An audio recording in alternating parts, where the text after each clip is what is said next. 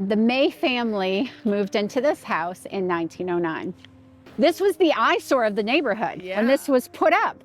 People hated this house. They just thought it was not fitting in the neighborhood. You know, you have all these welcoming porches and all these different homes.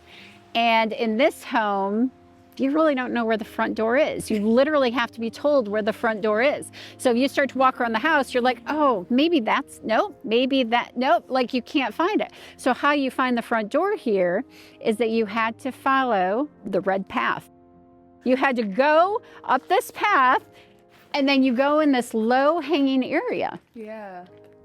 So this was a concept that Frank Lloyd Wright called compress and release. So you would come into a place, it would feel like you were being kind of squeezed in. So that includes this, the low ceiling. You know, when you go in there, it's just that little entryway, and you immediately turn and go upstairs. And then you turn again and go up another set of stairs. And then the release part is when you got to the top, that you went from feeling kind of confined to suddenly it just opened up. And it's not surprising that the May family would build a house that was so unusual. They were business people, they were clothiers. Meyer May, he was the very first person ever to put hangers in stores. Really? Huh. And because of that, Frank Lloyd Wright put something in this house that he really didn't put in any of the other houses, and that was closets. Oh, So that makes sense. Closets in this house. Cool. Yeah, Frank Lloyd Wright was quite the character. Yeah. So when Frank Lloyd Wright designed this house for the Mays, he made every decision, not only just what the house looked like, you know, they were contracted to use furniture he designed. Also, he chose where it went on the lot and how much of the lot was used.